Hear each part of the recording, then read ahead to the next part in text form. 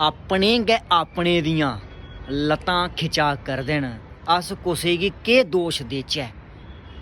अजकल अपने गै अपने गी थल्लै सुट्टने गी पेदे न। अज्ज गल्लां सच्चियां न, सुनियै जरूर जायो। जिगरा होग ते वीडियो दिक्खेओ, कोड़ियां गल्लां सुनेओ। अगर जिगरा नहीं होग ते वीडियो गी स्किप करियै पिच्छे होई जायो। कुसै दा जागत होवै जां फ्ही कुड़ी होवै, दिन रात मेहनत करा करदा होवै, कोई चंगा कम्म करा करदा होवै, ठीक है, मते सारे लोकें गी अपने गी साड़ा पेई जंदा, सड़ना शुरू होई जंदे, जलना शुरू होई जंदे, धुखना शुरू होई जंदे। इन्ने धुखदे न, तुखियै काले होई जंदे।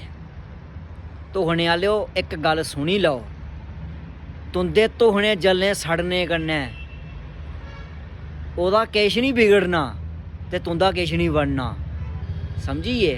अगर तुस कुसै दी माड़ी हारी मदद करी ओड़गो ना ते उस रब ने भी तुंदी मदद करी ओड़नी ऐ।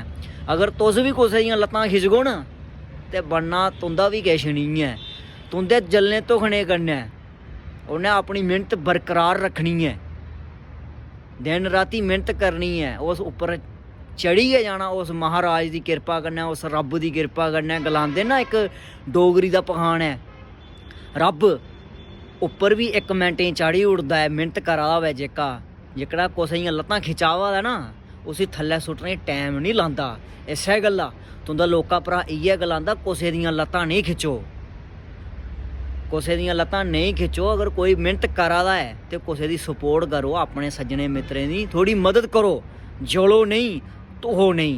मिगी पूरी हिक्खी ऐ तुसेंगी एह् लौह्की हारी गल्ल जेह्ड़ी सच्ची है ना शैल लग्गी होग ते अपने कमैंट दे राहीं मिगी जरूर सनाएओ। राम राम।